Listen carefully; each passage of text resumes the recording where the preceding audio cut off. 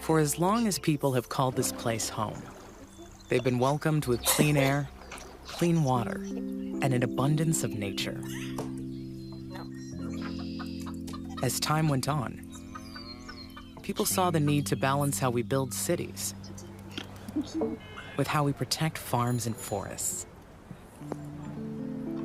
That's why across Greater Portland, in 24 cities and 3 counties, there's one metro government that brings us all together to maintain that vital balance, to provide services across cities and counties, to create a better future together.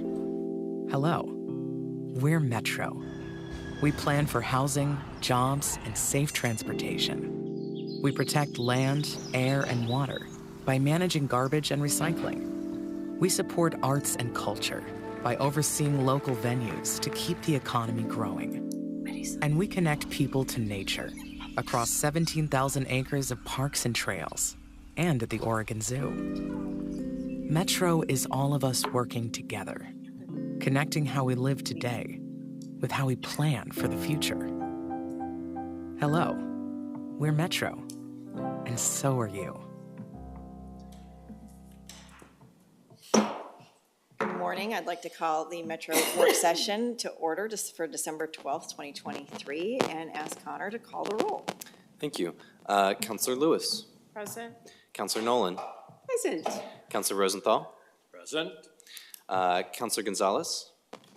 Present virtually. Good morning. Good morning. Councillor Wong. Present. Councillor Simpson is excused today, and President Peterson.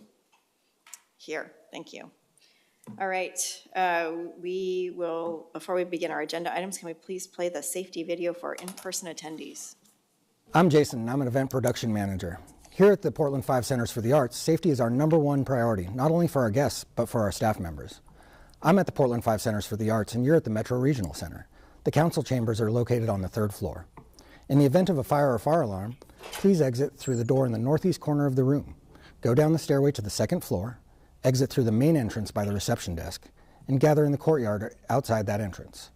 In the event of a medical or fire emergency, please call 911 and notify the security agent at the reception desk. The nearest defibrillator is mounted on the steps leading from the reception desk down to Grand Avenue. Thank you, and come visit us at Portland 5. That's a brand new video. Yes, it is. Courtesy of our interns. Good job. Thank you. We will move on to our agenda. The state legislative agenda is next. We will discuss Metro Council's objectives for the 2024 short session that will begin on February 5th. We have Annalisa Curler and Jenna Jones. Good morning. Good morning.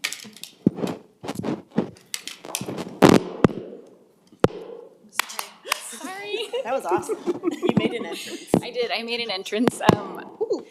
I'm continuing to make an entrance. Maybe switch.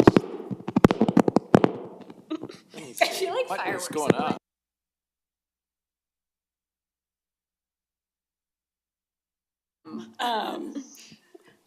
So Magnetic much better. personality.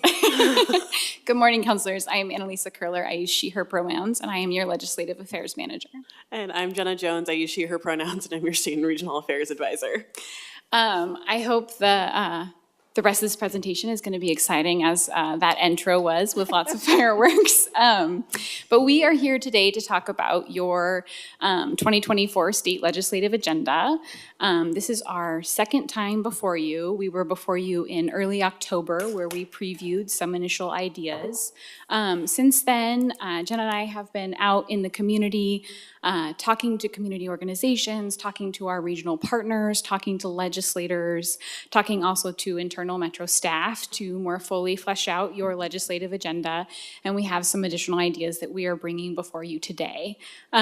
This will be our final time that we are before you in work session before final adoption in late January of your legislative agenda. Just a quick preview of what we're hoping to chat with you about today. We are planning to talk a little bit about what's changed since the last time we've spoke, so some additional political context, share some of the major themes that we're starting to hear around short session, and do some environmental awareness pieces. Then we plan to dive into your legislative priorities. We are going to go into more detail about a couple of them, as well as highlight the ones that we brought before you in October. And then finally, knowing that this is the last time that we're before you, before your final adoption, we're really hoping to have some initial head nods from you that we are headed in the right direction with your legislative agenda, and talk about any changes that you would like to see. So with that, Connor, next slide. Okay, so what changed since the last time we were here before you? I don't think this is surprising. More folks have announced that they're running for statewide offices and or Congress.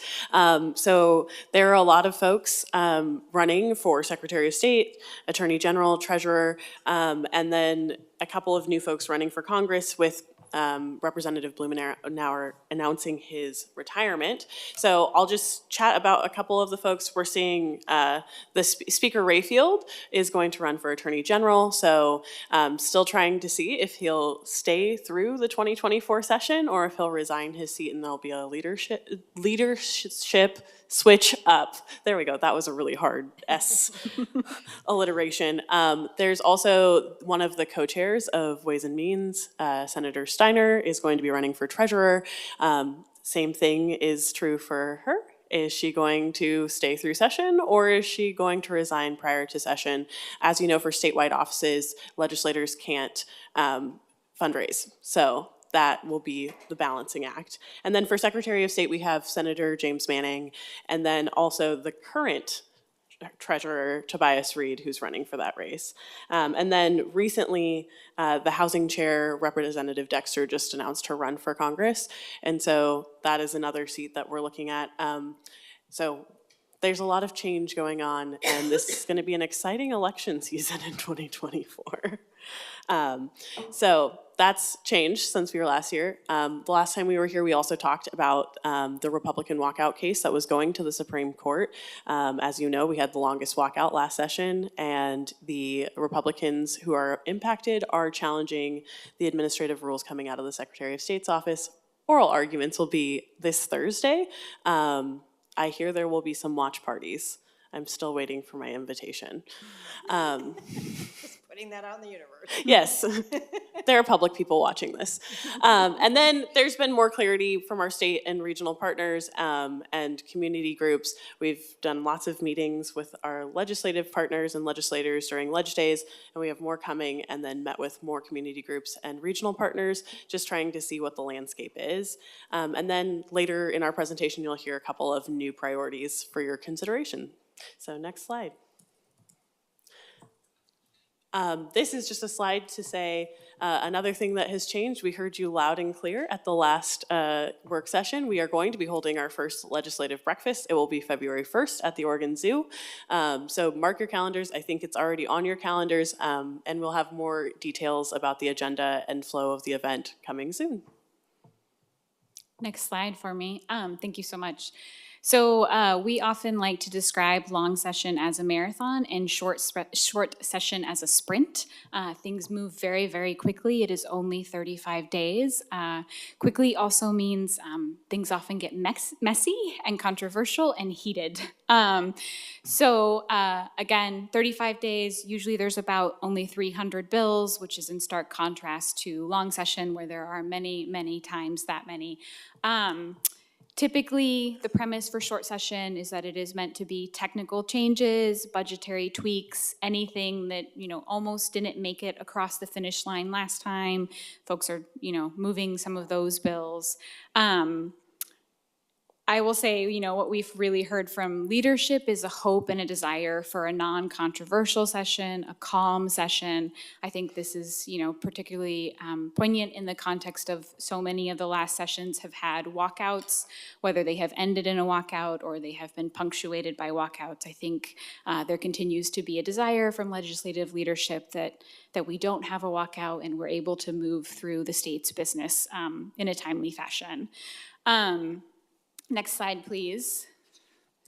The two main priorities that we are hearing from leadership are housing production and Measure 110 reform. I think that there are pieces to both of these that are non-controversial, but there are certainly pieces to both of these that are controversial, and I think both of these will take up a lot of the time and attention and focus of the legislature, and there won't be room for much else. Yesterday I was at the business summit and chatting with a fellow lobbyist, asked him what his priorities might be for short session, and he said, well, I don't work on housing and I don't work on Measure 110, so what space is there for me? And so I think there's an understanding from a lot of parties that these two things are really the focus. A little bit later, we're going to talk a little bit more about housing production, since there is a strong overlap with the work that Metro does. Next slide, please. Okay, so let's dive into our legislative agenda, and this one is just kind of laying the groundwork for what is constituted in your legislative agenda. So we have your council priorities, and then we have principles, and so we'll go through the priorities a little bit later. Your priorities are meant to be session-specific around bill concepts that we know are coming and that we've been working on, particularly in the interim. And then your principles are more evergreen guiding principles, because as much as Annalisa and I think we know everything, we do not. And surprises still happen during session when we get the bill stack. So that allows us to be a little bit more nimble while also carrying forward council's values in the legislation that we support or oppose. So those are the two things you'll be seeing fully fleshed out at our next meeting. But next slide, and we'll go on to new priorities. So the first new priority that you all have not seen in a public space before is equitable and achievable housing production.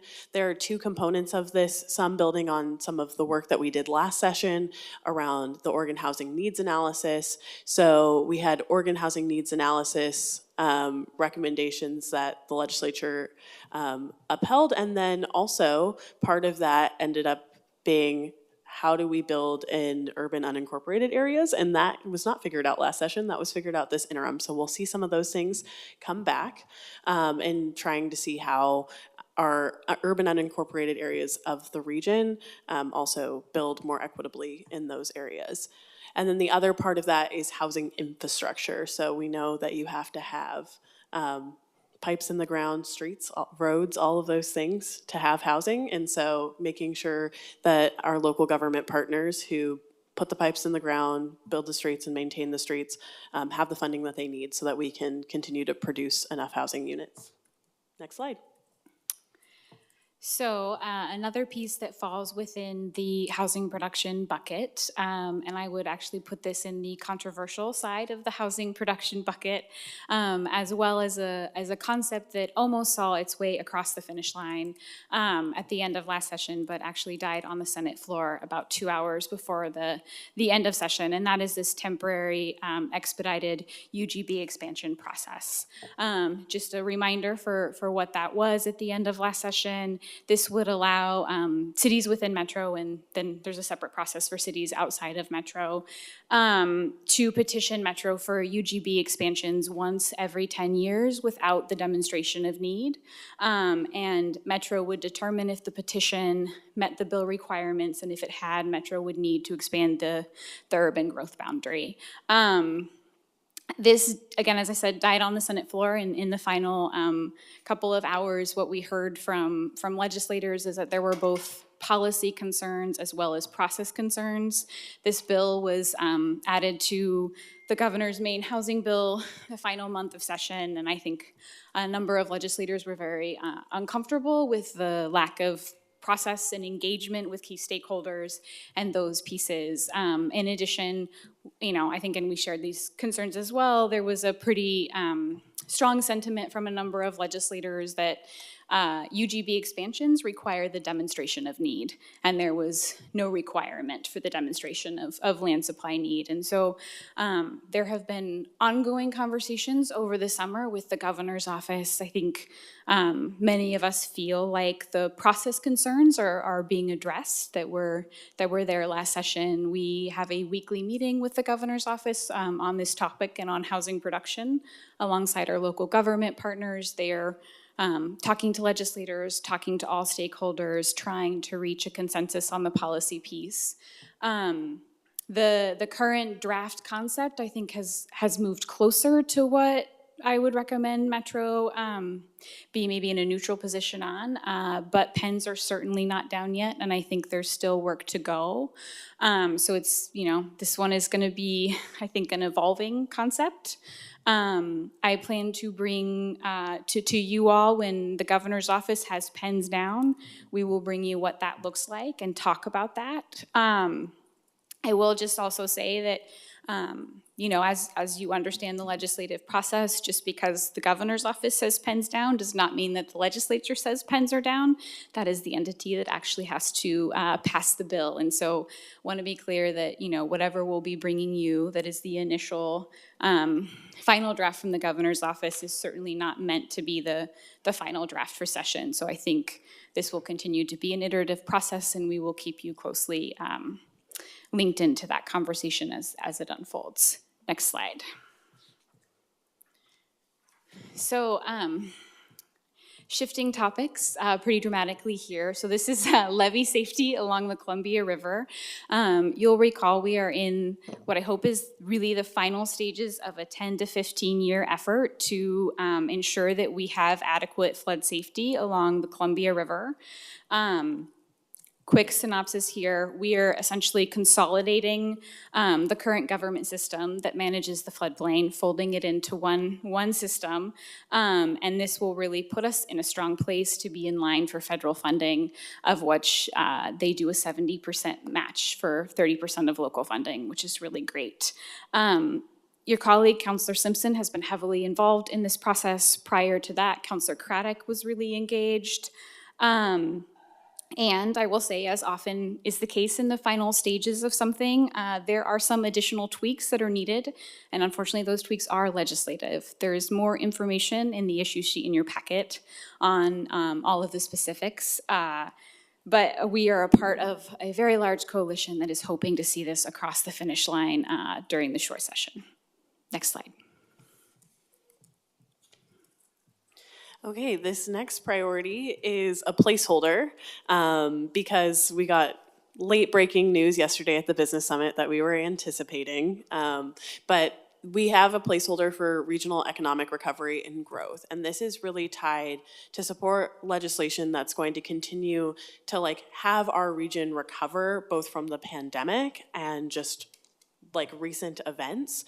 And so many of you know that the governor convened the Portland Central City Task Force, or the quote-unquote downtown task force.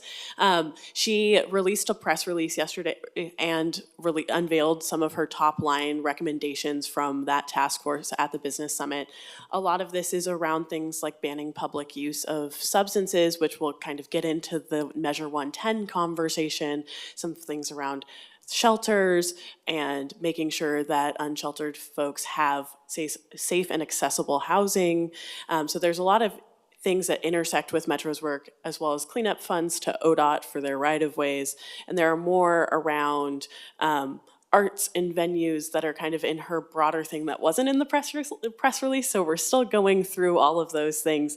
There was even a recommendation that didn't make the press release around support major transportation infrastructure to catalyze development. So there's a lot to it. We had Council President Peterson and Councillor Huang, who participated in the task force along with many staff, and so we're gonna try in the next couple of days to kind of unthread all of what happened and see how we can take some of those recommendations from the Central City Task Force and apply them to the region and see which ones legislatively we want to uplift. And so the next time we come to you, we'll have a more firm priority around this that we can discuss. But I wanted to flag it as a placeholder that we heard you. I know a lot of folks brought up this task force, and it's still forthcoming. And then after this council meeting, I'll send you the shorthand press release and the link to the website that has all of the things if you feel the need to read 54 pages of recommendations. Next slide. And then I just wanted to give a slide with all of the overall draft priorities, just because there were a couple that we didn't go over today that you had seen at our first work session. Those are the top two ones. I tried to make it easy, so I'm not going to go through the whole list, but we also have a legislative priority around industrial site readiness and one around equitable and convenient electronic reuse, AKA right to repair. So just wanted to keep those in the conversation, and then the rest of the ones that we went over today. Next slide. Thank you. So as you can see from the prior slide, we are very much bringing you a legislative agenda that aligns with short session, which is again meant to be these, budgetary tweaks, technical fixes, things that almost saw their way across the finish line, and then of course at least one controversial topic that happens to be a top priority of session. So the next steps for council is we will be before you at the end of January 25th, and that is when we are looking for the formal adoption of your legislative priorities and your legislative principles, which compose your legislative agenda. The other piece we wanted to make sure that you are aware of is we are in the final stages of hiring a contract lobbyist for the short session. When that is finalized, we will make sure you know who it is and make sure that we do introductions so that you are comfortable and know you can reach out to them as well. So more to come there for each of you. And final slide here. So essentially, wanting to hear from you, how did that legislative agenda look to you? Any questions? Are there any pieces that you feel like are missing? Are there pieces that you're hoping that we would prioritize in particular in 2024? Thank you. It's a lot to get through in 35 days, just right there. So council, any comments, questions? I know we've all had briefings. We've all talked about this many times. Juan Carlos. Oh, I'm sorry. Duncan. There's a virtual world. Hi. Councilor Gonzalez. Hi, from the virtual world, it is I.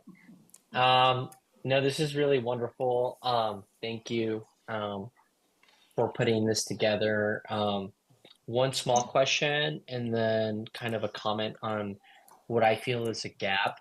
But the first small question is, I think it was on the fourth attachment, one of the housing memos. It had language around respond with land ready, like respond for land for housing, but with making sure there's restraint and care for our land use policies, which feels and again, this might be like a lack of my knowledge of history, but it feels a little bit different messaging from Metro in terms of like how we're approaching that. Would you think that's a correct way to assess that, or do you feel like our language has been pretty consistent on that kind of flexibility for addressing the housing supply?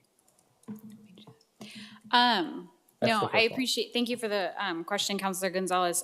I've only been here for so long, but I would say that is language that does feel consistent to me. I think it is trying to balance our land use system and our housing needs in the same breath. And I think it's also, trying to allow for the multitude of policy priorities and ideas and concepts that might come forward during session to facilitate housing production and in wanting to allow for us to be nimble in responding to them while still adhering to the tenets of the land use system. I think it's really what we're trying to get at. And to be clear, I think a lot of that balance realize we are going to rely on your expertise and your guidance around how you want Metro to play in that space. So it's trying to capture at a high level this sometimes tension, sometimes not tension between housing and land use, but really to, again, I think point to you all to say that, this is your legislative agenda, controversial bills that interact in that space, we will be bringing to you for guidance. Okay, great. Thank you. Yeah, I see that. But I just wanted to kind of acknowledge that the language is also, to our jurisdictional partners as well, that we really are positioning ourselves to be at the table with solutions. And I just wanted to affirm that and see how you felt about that language. But the larger question I had around what I feel is a gap And I know that it was on our slides, and I know that it's mentioned in some places, but with the amount of responsibility that Metro and the region has taken on with supportive housing, and with all the task forces that we have identifying the connection of behavioral health and having the state adequately fund some of those kind of core pieces of PSH, and then being able to connect it with what we have elevated with our county partners, it feels like there's a pretty big gap in terms of us not advocating with our policy and the worksheets that we have to really, have a stronger voice in terms of the kind of resources, the kind of programs that we need to be delivered for the SHS measure, and also to address the crisis that we're seeing throughout our community. So again, I saw a lot of language around the built environment. I know we did have a small bit of language around that, but it's not as much of a front facing pillar as I think it should be. And I mean, I guess I'm asking and also putting it forward for the council president and for the council for us to talk about if this is an area for us to develop a more comprehensive policy language. Anyway, I just wanted to put that forward, and I hope that we can have a conversation about it. Council President, if I may. Yeah, I was just gonna say, I would assume that the three counties have a pretty clear legislative agenda as the implementers of what they need, and that we would be backing them. Okay. Yeah, I was going to say, Councilor Gonzalez, because our county partners deal mostly in, the homelessness services space and behavioral health space, we typically keep track of their agendas and ask them where it is appropriate for Metro to intervene, where our SHS dollars might go and flow through, and things that are compatible with behavioral health services. I know there will be quite a bit in the regional economic recovery priority, probably around services and some of the things that are more compatible with SHS, because it is a keystone outlined in the governor's recommendations. But also as we see the Measure 110 conversation unfold, where I have been looking at it to track is, at some point when people are going through substance like abuse treatment, they will need to be housed, and they will need a place that continues to house them throughout that treatment. So we'll be looking at that as well and how that plays with SHS. The bigger part of that is there's a lot of other parts in behavioral health that don't necessarily touch our programs and that aren't as compatible to the housing side and permanent supportive housing side. So there's a lot to weed through. So it's hard to put our niche programming into a priority. I understand the nuance in the niche, and I mean, I guess if what we're saying is we're going to back the counties in their legislative priorities, I mean, I guess that is an approach. I don't feel like that is enough for me personally in terms of what we've decided to carry and take on a responsibility for and add our own voice to it. But I understand that what the kind of the historic approach has been, but I appreciate it. And this will be an area that, continue to try and learn more about, but also lean in a little bit more. So anyway, thank you for the opportunity to share. If I may, on behalf of the whole council, probably coming back and having a conversation about what the county's needs are. I'll just put out there, I don't know what the council would want in terms of taking a stand on the specifics of all of Measure 110 fixes, or if that's an individual elected official stance. I think that's something we can talk about when we get to that point and we understand the lay of the land, but it would be nice to know what the counties need, because the SHS money is flexible. It's not just about housing. It's housing first and then wraparound services. So I think what Councilor Gonzalez is trying to get at is the rest of the agenda and the dependence on this regional measure, because there has been no state or federal money coming in for 40 years, right? So we're very dependent on this measure being there for the chronically homeless, but it's not there for the rest of the population. So there is a difference in where the money's going, and we can distinguish that, but we need more attention from the state on these issues as we move forward. Otherwise, they land into a chronically homeless population. So keeping them out is probably helpful to our program. So I guess I would just say when we come back, it would just be nice to get a little overview of what they're really focused on for the short session. Counselor, does that help? Yes and no, but I mean, if that is what folks think is the approach, then I can be a team player and lean into it for sure. I think it's a first step in understanding what their needs are. Of course. Okay. Counselor Wong, then Lewis, then Nolan. Thank you, Madam President, and thank you, staff, for this great list of priorities. I think it really matches what our priorities are and what the region's priorities are. Can you hear me? Okay. Two areas I wanted to flag for consideration.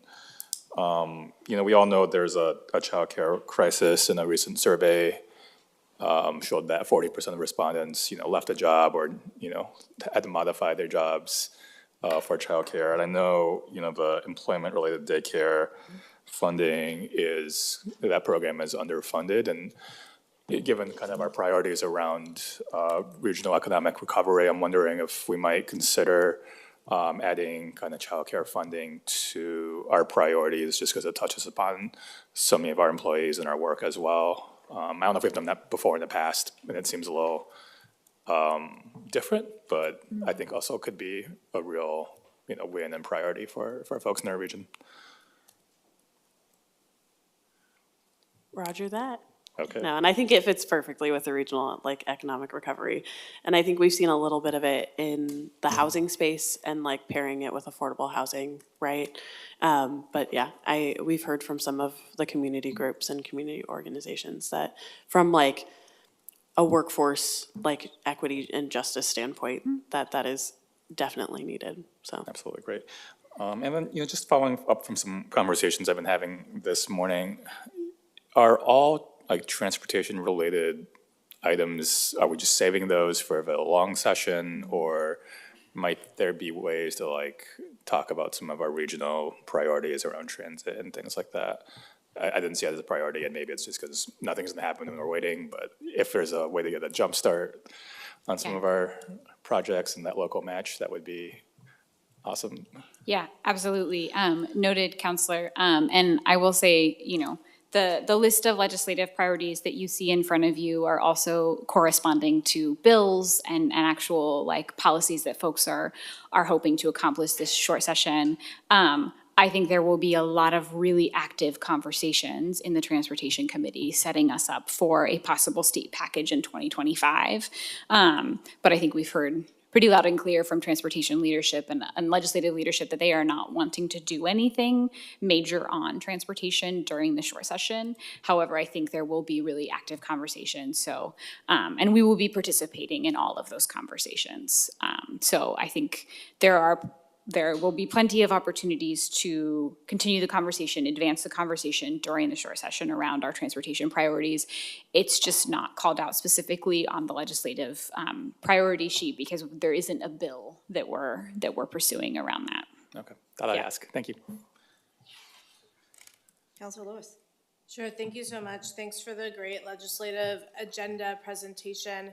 And I think the time and attention spent on land use UGB housing supply is appropriate because it is a major gravitational force going into a very short session.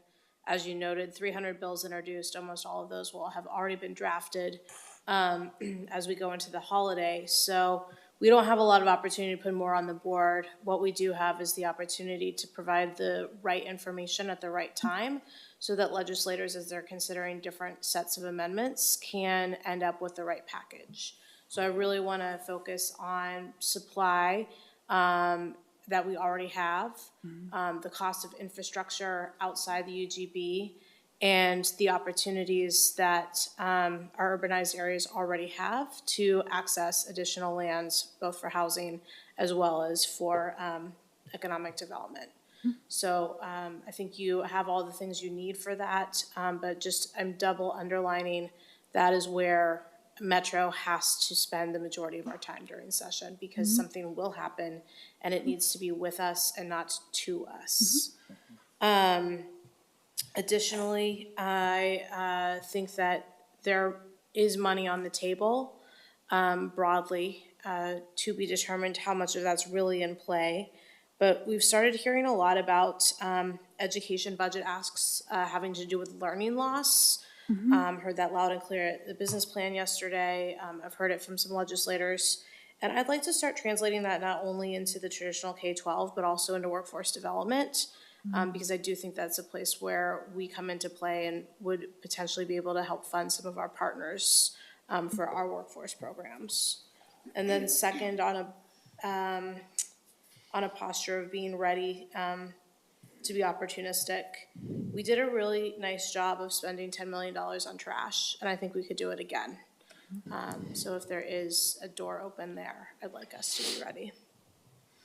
Otherwise, I think you've got a good basis for our values for the work that we do. And to Councilor Gonzalez's point, if there is a conversation not about is there a funding source or not, but the tone and texture of service delivery, I think there's some question about our readiness to talk about civil commitment as a state.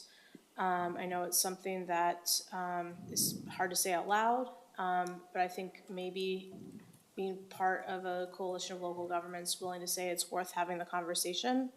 I don't think it's something that's going to be ready in 35 days. It's really hard. It's really complex. Our country's done it always, and we always overreact. But laying the foundation for something in a longer session might be worth it. And Councilor Lewis, I know that a lot of our county partners were working diligently on that last session as well, particularly related to civil commitment. I will say in a lot of the housing spaces right now, there is an overhang of housing production that is in some ways overshadowing services across the board. From legislative conversations that are happening at Housing Alliance, things like that. So it'll be interesting. And then on the same front, taking services out of just a housing directly link, what we're hearing very strongly from legislative leadership when it comes to the Measure 110 conversation is that they will be basically linking as many things that can attach on to under the umbrella of Measure 110 when it comes to behavioral health services. But there's, as Annalisa said, another lobbyist said, what other space will there be? And so I think that's gonna really be the challenge of what movement there will be, and there's only a finite amount of cash for spending to happen this session, but I think we can build a better legislative priority going into 2025 that is more encompassing of behavioral health services and our SHS measure and all of those intersections. Thank you. Thanks. Councilor Nolan and then Rosenthal. Thanks, Madam President. Good discussion. I appreciate it, and lots of good suggestions. I have a couple questions, if I might. I noticed on one of your slides that one of the top items was industrial site readiness. Has there been any discussion about white collar or back office site readiness? I see a particular nexus between the work of the Central City Task Force and all the available commercial office building space that could be refitted to provide employment centers for non-industrial employment, and I don't hear conversations about that. So I'm interested in whether that's going on. Equally, in the context of housing demand, could the state step up and say, okay, we've got buildings ready to go and be used, let's make them available for housing? this all fits then further, I mean, the ripples go out, it fits within a land use discussion. Because if there's capacity for jobs and for housing in existing buildings, comparing the cost and timeline to take advantage of those assets against going through a process of plowing under farmland, worth putting on the table, and is there a way for us to put it on the table? It's Do you want to do the employment and I'll do the housing? Yeah, perfect. I think those are really good flags, Councillor Nolan, and I think there are certainly conversations that are alive and well about that, partially happening, I think, in the downtown task force and happening elsewhere. You are right to flag that traditionally the industrial site readiness conversation has been focused on greenfield development, or brownfield development, frankly, but not necessarily like the conversion of current large commercial spaces. But I think there is growing conversation and appetite around that, and particularly as we're watching big box stores close down, and so how can we utilize that land and facility differently? Like, I think those are definitely active conversations, and folks are looking at solutions for that.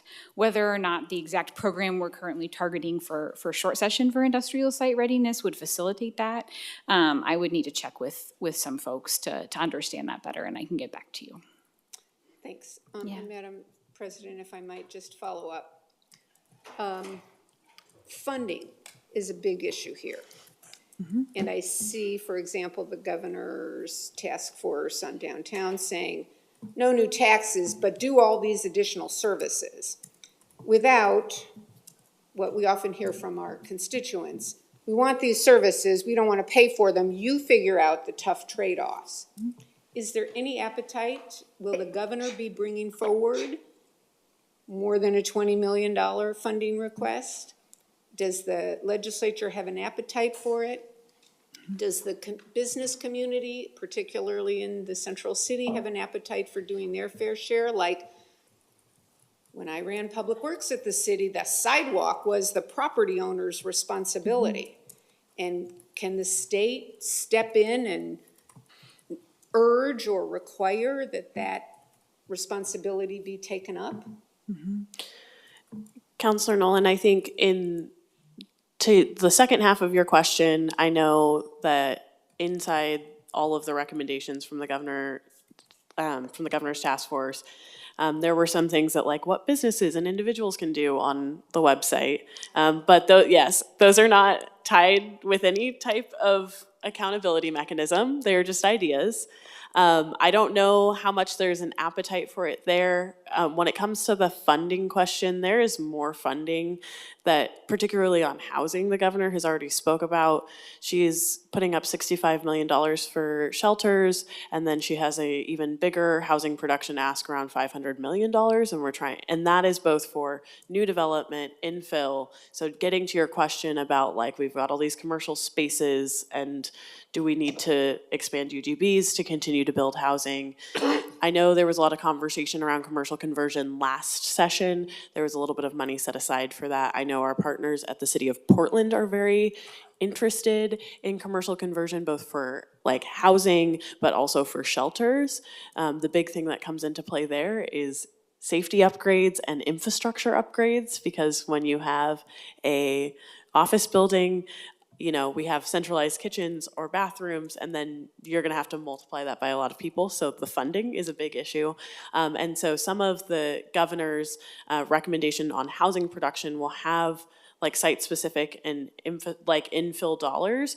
I will have to check with the governor's office on if they imagine that going to places like commercial conversion and if that would be eligible, and that might be something to kind of push for as well, so that we are using and maximizing our already built environment. Okay, thanks. And let's really push that this be a partnership between government, individuals, and business, that their role isn't just to not pay taxes. Yes, we will be fighting anything that has to do with our local taxes at the legislature. Hopefully not. I'm going to knock on wood on that one. All right, Councilor Rosendahl, let's wrap up. Thank you, Madam Chair. If I might, I probably have two questions.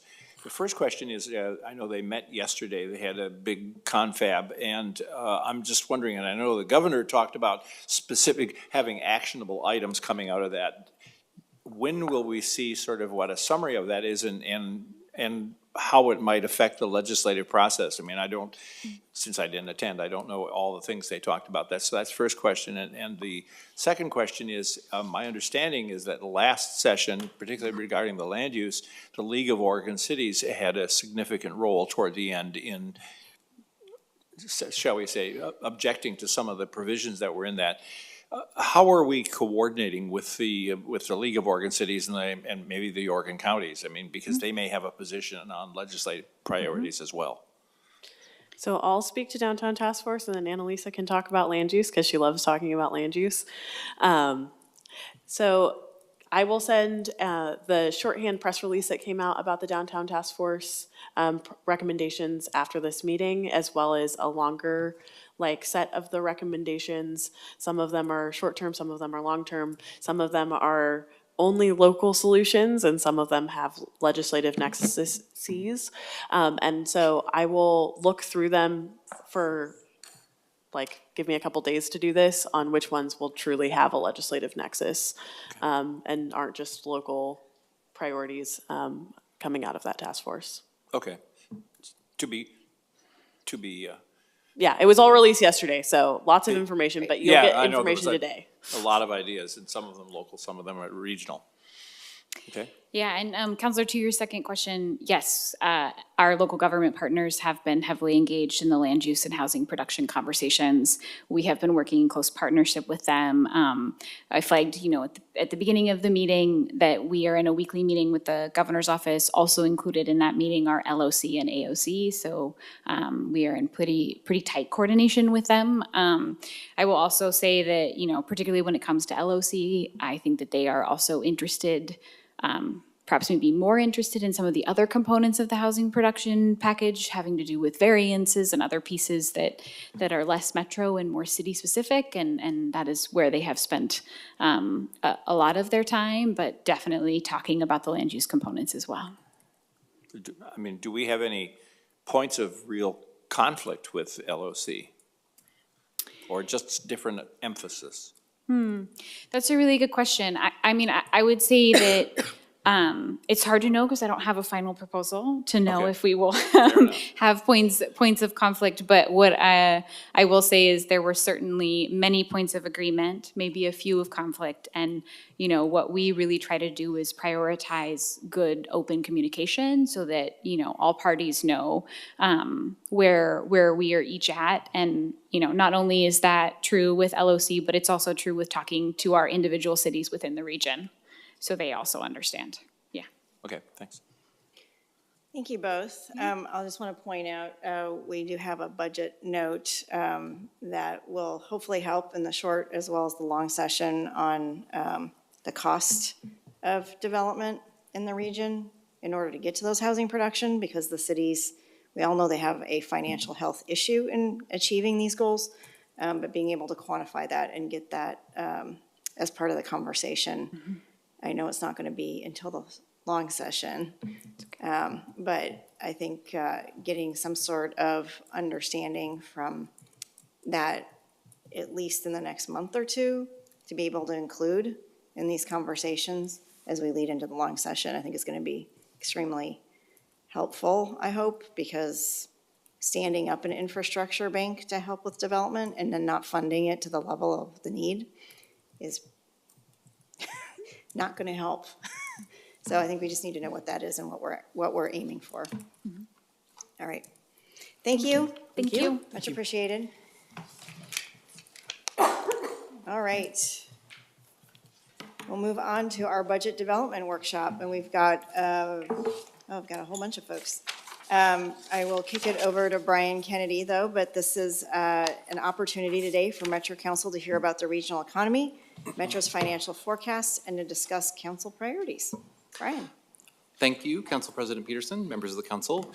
My name is Brian Kennedy. I'm the Chief Financial Officer for Metro, and I use he, him pronouns. Can bring up the slides here. Oh, perfect. Next slide has our agenda for today. So we're going to start at a high level, talking about the region, and then drill down to Metro overall, our department forecasts. We're going to get an update on our budget equity tool from Sabrina Owens-Wilson from the DEI department, and then a COO review of budget priorities going into the budget development process. If you have any questions at any point, I'm happy to take them during the presentation as well as after. So next slide. So starting at the regional level, the region is coming out of the pandemic, but you can see from the chart above that our 3 counties continue to lag the rest of the metropolitan statistical area, and Multnomah County is lagging the furthest in terms of economic development. This is, a trend that's been in place since coming out of the pandemic.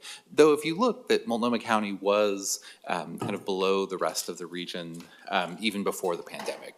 This is going to continue to be a challenge, and as we look at our regional economy, we're going to have to continue monitoring this. Next slide, please. 2 really important factors are inflation and the unemployment rate. The red line here is the unemployment rate, blue line is inflation. You'll see that our unemployment rate is still very low. That's great news, and inflation is declining. In fact, new inflation numbers for November came out today, and the overall indicator was at 3.1%, though a concerning thing for the region is housing continues to be increasing, higher than we want it to be. Gasoline is down, which this is a good and bad. It's good in terms of the ways in which it's an input into our costs, but also bad in that it probably works against our climate goals. Next slide, please.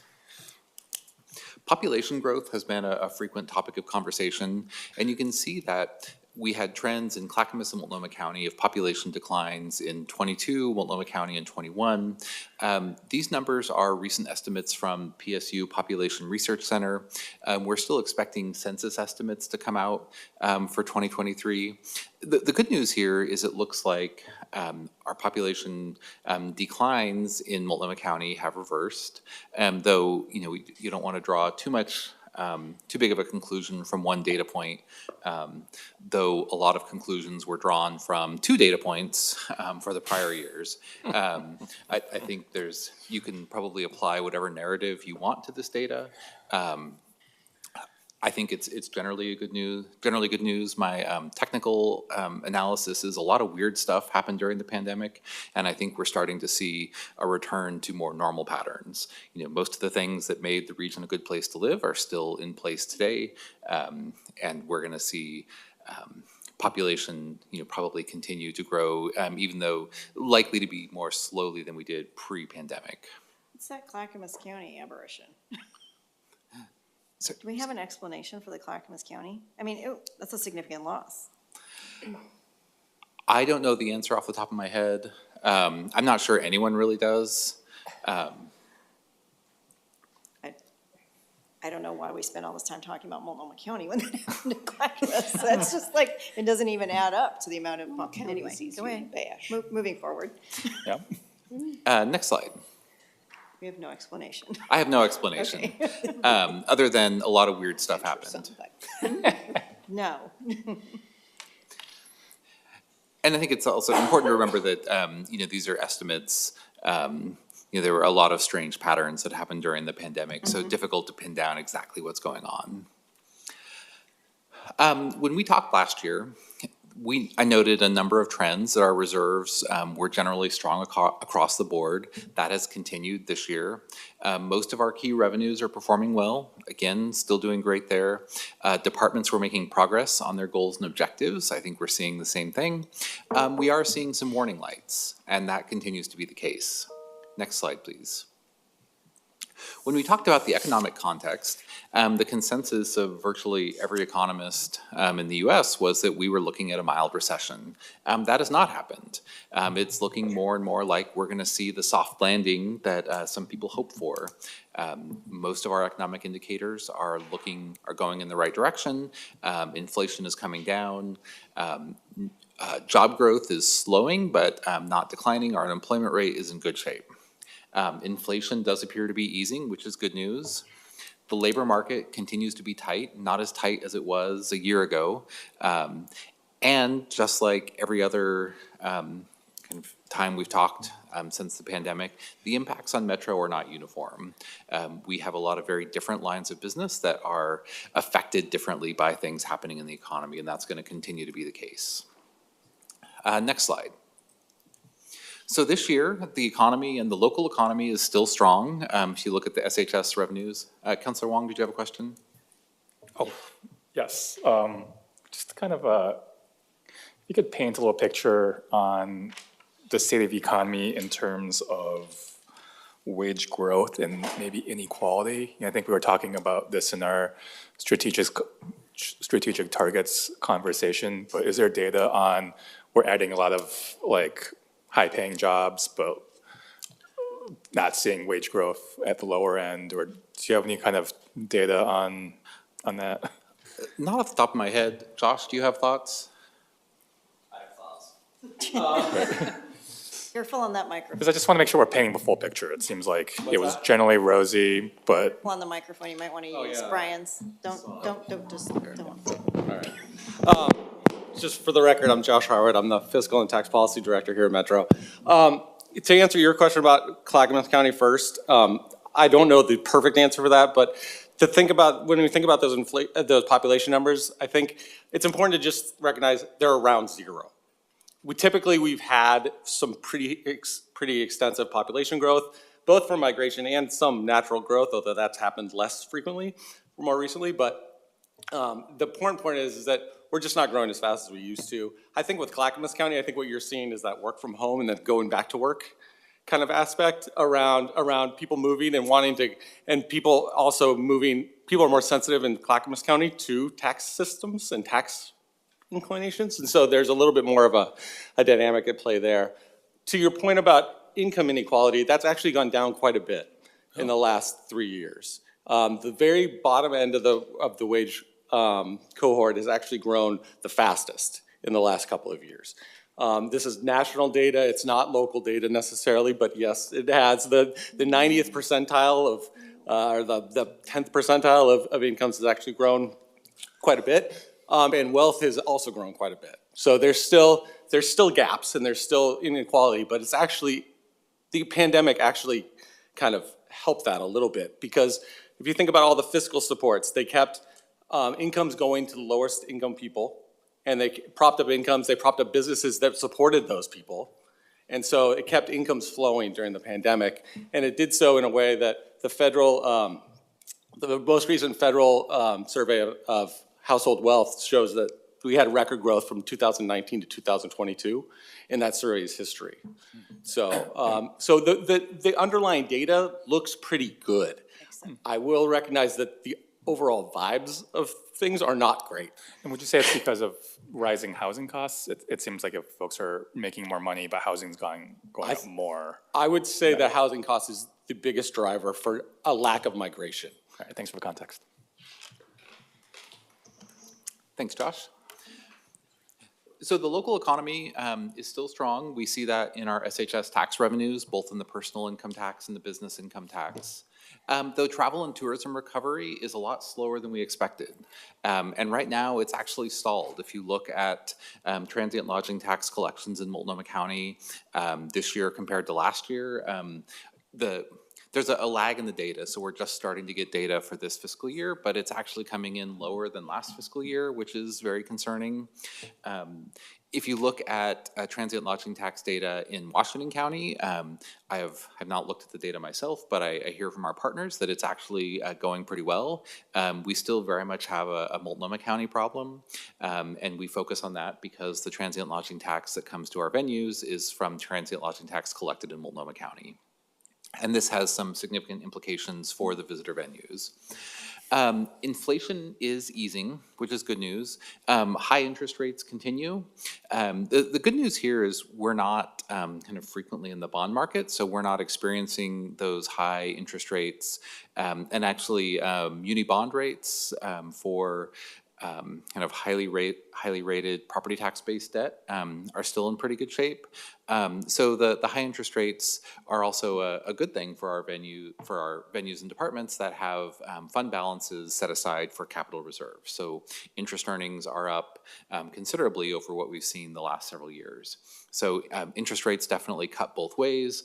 In the event we do end up going back to the market, we will definitely be experiencing a very different interest rate environment than we had in the last decade. Next slide, please. So some implications for Metro generally.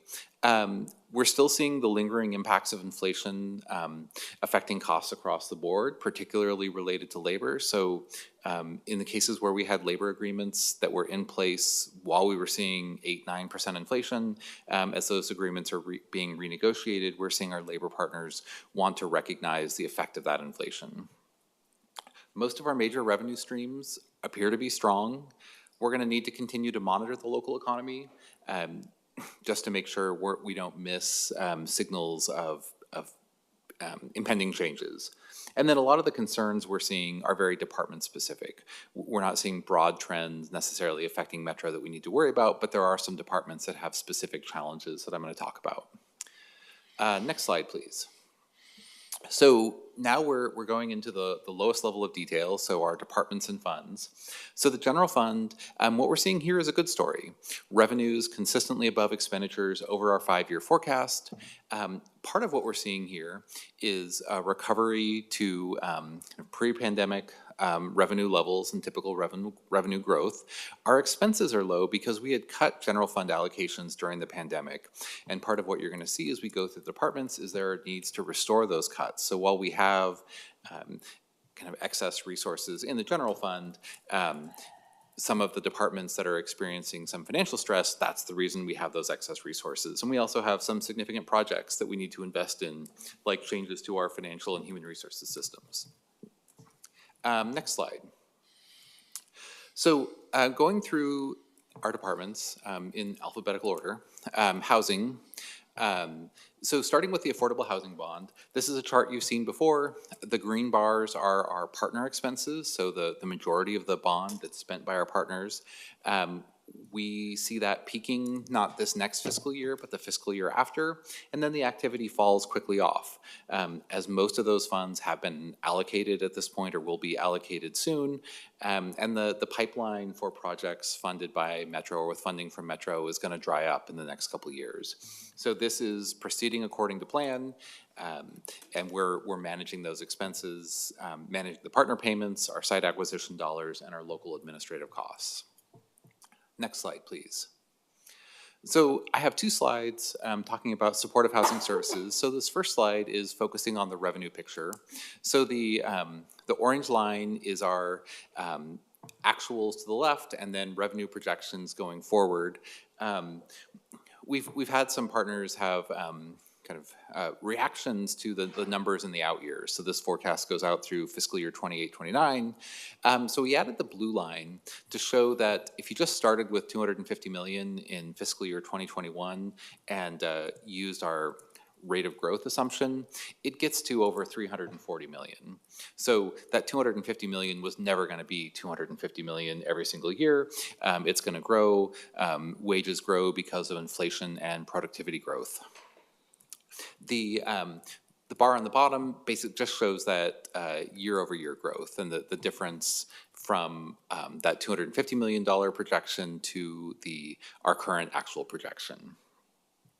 So this is good news. We have a lot of resources in which to tackle the #1 challenge facing the region.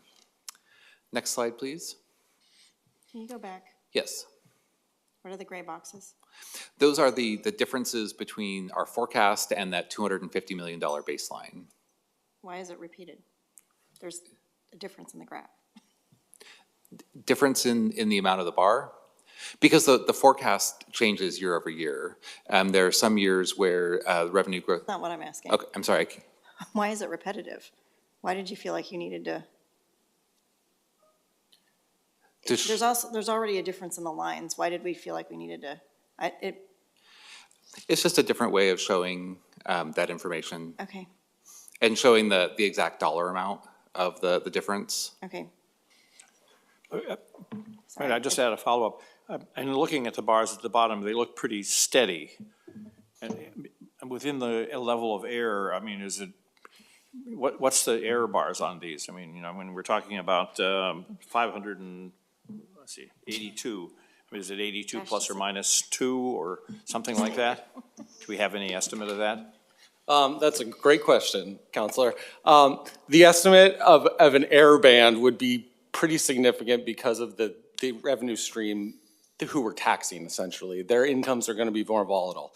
What I will tell you is that our inputs to our forecast do not have that volatility in them. So we contract out to get inputs to do our financial modelings, and our vendors are basically saying that we're kind of thinking it's going to be pretty steady growth, but we know based on history, it will be more volatile than that. We don't know what year it will occur. We don't know when it will occur. So we need to sort of minimize long-run errors by having the forecast look like that, but we recognize that the error bands are probably in the $50 million range around those revenue ranges. Okay, thanks. Thanks, Josh. Next slide, please. So there's a lot going on in this slide. The red line shows that same revenue forecast. The yellow line, or the yellow kind of shaded area, is total county operations. So this is our forecast of county spending. And the first important takeaway from this chart is, so that gap between kind of the line on top of the yellow and the red line, that's where we're collecting more revenue than we're spending. So counties are generating that one-time carryover funding. The blue shaded area is our projection of counties' spending of that carryover funding. So revenue that was collected in the early years is being pushed out to the later years of the forecast. So the important takeaway from here is we're not projecting that the counties are kind of fully ramped up on their programs until fiscal year 25-26. And you can see that the spending of those one-time dollars generated in the early years of the program are going to stretch out to fiscal year 27-28. So there's a lot happening in housing. And we have to continue working really closely with our county partners to track their plans for spending and spending of one-time dollars generated in the last couple of years. Next slide, please. So going to the convention center, so the blue and the red lines, blue is revenue, red is expenditures. The dotted lines are last year's forecast. What you can see here is the good news is that our revenues we're projecting are going to be over our expenditures. But you can see there are a couple years, 25, 26, 27, where those lines get pretty close. We've talked a lot about kind of some weakness we have in the convention center calendar, events that were not booked in those out years, and that's what you're seeing there, that we're not expecting revenue growth in those years. And the gray bars on the bottom are our ending fund balance. So those are reserves that are set aside both as operating reserves and capital reserves. And we are expecting to be depleting those reserves over the 5-year forecast as we have that kind of weakness in the calendar and lack of large conventions booked. Part of what's going on here as well is our forecast also assumes that those transient lodging tax revenues do not recover as quickly as we anticipated. And from the transient lodging taxes that are distributed from Multnomah County and their excise tax fund, that's been historically a really important source of capital funding for the convention center and the expo center. And based on the way that agreement is structured and the formula, we're not expecting to receive significant dollars for capital investment over the life of this forecast. So that is going to strain OCC and Expo's ability to make investments in maintaining their facility. Next slide, please. Oregon Zoo. The revenue and expenditure lines are very close together. Things are pretty tight there. You can see over the 5 years, those expenditures start to go over the revenues. We have some challenges in the zoo where we have labor costs that are increasing faster than inflation and some natural limits on the ability to generate revenue at the zoo. This is not kind of a panic chart. This just means it's something that we're going to have to closely manage, and the zoo is going to have to carefully manage their expenditures and also think about ways to generate revenue, particularly in those out years. Does that anticipate any ticket price escalation in this chart as shown? I don't know the answer to that off the top of my head. I don't believe it does. Great, thank you. Next slide, please. So Parks and Nature, the chart here is one of the kind of less optimistic ones. You can see that for the entirety of the 5-year forecast, we're expecting expenses to be over revenues. Part of what you're seeing here is most of the funding in the Parks and Nature Operating Fund comes from our local option levy, which is property taxes. Property taxes in Oregon generally grow at about the rate of inflation. Well, they grow at about 3%, which historically has been about the rate of inflation, which was not the rate of inflation the last couple of years. Maybe the more important point is property tax revenue tends to grow more slowly than personnel expenses, and most of our expenses in the Parks and Nature Operating Levy are personnel. As Parks and Nature is staffing back up, we're seeing expenditures on track to be above revenues. So we're going to have to do some management here.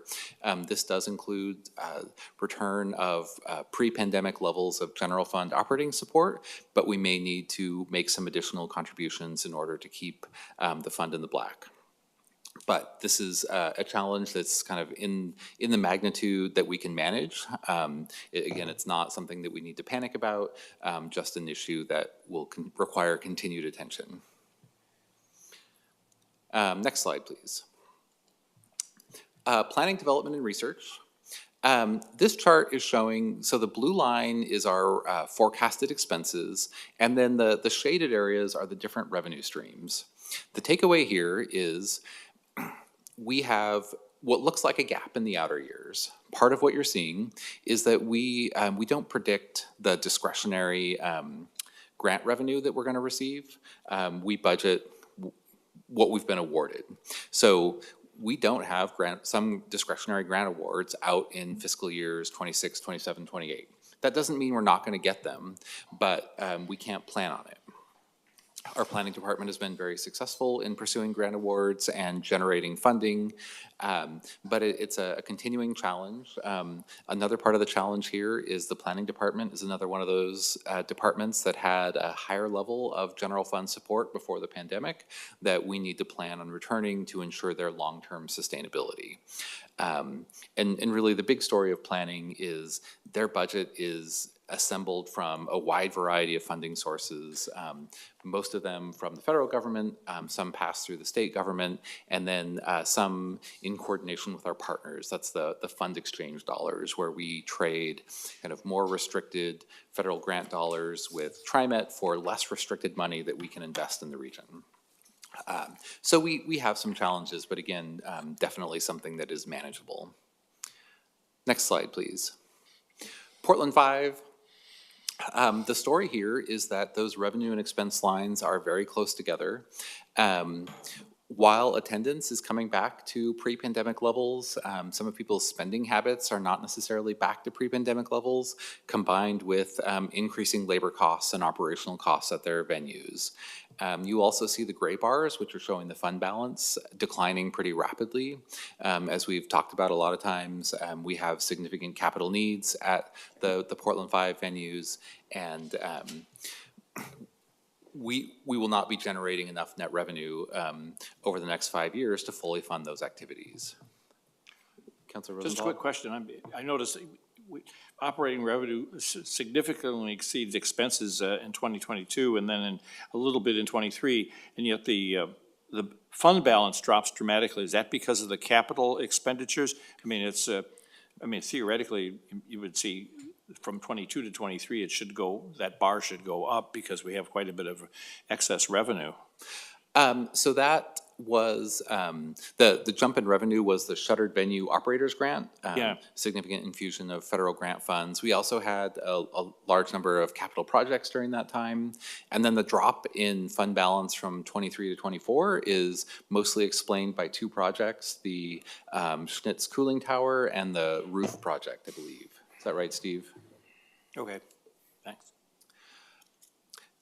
Next slide, please. Portland Expo Center. This is a story pretty consistent with what we've been seeing. In years where they have Cirque du Soleil revenue, revenues tend to be above expenditures. Things get a little bit better when their debt service is paid off after fiscal '25. But we have significant capital needs at those venues. So if we were to execute the capital improvement plan that staff believes is necessary, fund balance would go negative. Obviously, fund balance is not going to go negative. We would manage that more carefully, but we do have some ongoing financial challenges there. Madam Chair? Clarification on the capital expenditure plan that staff believes is necessary. How does that square with the reimagining of the Expo Center? It's focused on the kind of the baseline needs to keep the venues available, and knowing that not all of those facilities would necessarily kind of go away in an Expo Futures project. Halls D&E, which are relatively new, have a kind of a wide variety of capital needs as well. Okay. Next slide, please.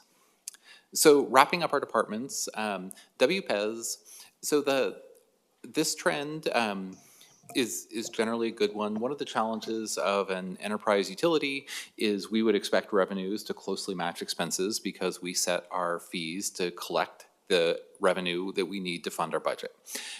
In the outer years of the forecast, you see revenues start to exceed expenditures. That is part of the fee predictability plan that council adopted, where we knew in the current fiscal year and prior fiscal year that our actual costs would exceed revenues, that we would need to have revenues exceed expenses in the outer years in order to rebuild some of those fund balance reserves. And so what you're seeing here is that we will have the capacity to rebuild those reserves if our actual kind of net revenue generation in those years doesn't materialize. So this is good news. Some of the expense spikes we had seen in WPES related to new operating contracts at Central and South are baked into that forecast. Tonnage appears to be relatively stable, and so we're not expecting kind of major spikes in revenue expenditures over that 5-year period. This chart doesn't show the balance based upon capital expenditures or projected capital expenditures. Is there a reason why that's not included on this? The WPES fund balance picture is a little more complicated because we have a number of different reserves. We have legally required reserves that we track for pollution remediation and landfill closure. We have an operating reserve and then basically 2 different capital reserves. So it's hard to kind of coherently tell that fund balance story in a single bar chart on this graph. Okay.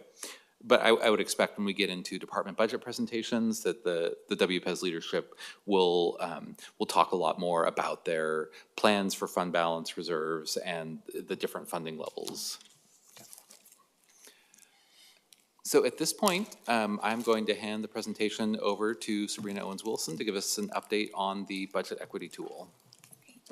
Thank you, Brian. Good afternoon, almost, counselors. I'm Sabrina Owens-Wilson, DEI Director, and I use she, her pronouns. One of the strengths of Metro's racial equity strategies, and I think one of the things that really drew me to this work at this agency, is that we have our strategic plan to advance racial equity, diversity, and inclusion, which provides clear guidance for how we do this work while intentionally leaving space for growth and innovation and development of this work in different parts of the agency. In 2020, we really hit a point in the maturity of this work where we could draw on all of that work in the departments and different programs to start building agency-wide decision-making tools that really embed how we do racial equity work, or develop tools that really kind of create consistency across the agency for how we do our racial equity work. In the context of the budget development process, this is about assessing how existing and new allocations of resources are both impacting and also delivering concrete benefits to BIPOC communities and staff. It's about shifting and identifying those policies, programs, and practices that sustain structural racism and developing strategies to address those. It provides a mechanism for us to measure our progress towards our desired outcomes. And we've really brought an intentional focus to building capacity in the agency to do this work to ensure that we're getting to our outcomes. So as the timeline shows, we have been on a journey in this work, each year taking another step forward, capturing the learning from the previous year, and supporting growth in the coming year. Next slide, please. Last year, we really focused on deepening staff engagement in the budget development process. We also identified clear equity outcomes and metrics to support accountability to the agency's DEI commitments and council priorities, and measuring our progress toward these goals. We are in the third year of both the development and implementation of our budget equity tool this year. The big step that we're going to take is increasing the accessibility of the budget development process by initiating a program inventory to the process. The Budget Equity Tools Program Inventory will create a clear format and use plain language to describe Metro's programs so that engaging with the budget process is easier. It's also going to create infrastructure and a clear pathway for the development of our equity metrics in the coming years. This is also on track with our December 2021 commitments to you all, which outlines a long-term goal of improving our ability to both track and report our progress. And this year, you'll also see in the budget presentations the same key equity metrics by department that were shared during the last budget cycle. And what you'll see is year-over-year data on our progress on those metrics. Our investment in the program inventory this year is really going to strengthen our engagement, our equity metrics, and really leans into one of my priorities as the new DEI director around aligning our systems and tools for how we're advancing racial equity in this work. So I'm really looking forward to seeing that come together this year. And I think I'm passing it to Marisa. Marisa. Thank you, Brian and Sabrina. Before I talk a little bit about sort of the process from the COO's perspective and some context that I'll be considering, I wanted to clarify, I did get a note from the zoo that their forecast does include a hypothetical $2 increase to ticket prices in the nearish term. So I think that's one tool that we have to manage, and we are likely looking at other levers as well to bring those lines closer together. And I think that the primary driver there is just cost, staff costs, material costs, and inflation. Okay, so before we move into discussion of your high-level priorities and any specific budget requests you would like to see staff develop, I wanted to provide you with some high-level context that I will be considering as I move through the decision-making process that results in the proposed budget that you consider in the spring. First of all, you heard a wonderful overview from Sabrina about how we're using our budget equity tool, and I don't have anything to add there. Additionally, over the next several months, Finance is going to be hosting agency-wide Budget 101 sessions to educate staff, and I think this will be in partnership with DEI as well on the budget equity tool and how to be involved with department budget development. Department directors will meet with their teams to assemble their budget requests, and this typically includes committees. Some departments, like WPES, for example, will have to work in concert with Finance on their fees and have to iterate a little bit back and forth before they bring a proposal to me that eventually goes to you. Centrally, we also convene somewhat of a budget committee that includes the executive leadership team, our CFO, our DI director, and subject matter experts as needed. This group meets with department leadership to review and kick the tires on department requests and provides input and advice to me as I finalize my recommendations to you. Throughout that process, I will be working to meet and balance individual department needs, enterprise-wide operational demands, and council priorities. I thought it might be helpful to pull the curtain back a little bit and just share a few of the things that I'm keeping in mind and areas where I'm seeking opportunities to strategically advance Metro through the budget. So first, I want to continue to build climate resiliency in operational policies, operations, and capital improvements guided by the Council's strategic climate target. I expect the impacts of climate change to touch every part of our organization, including our food system and travel and tourism industry, so really taking a broad look at that.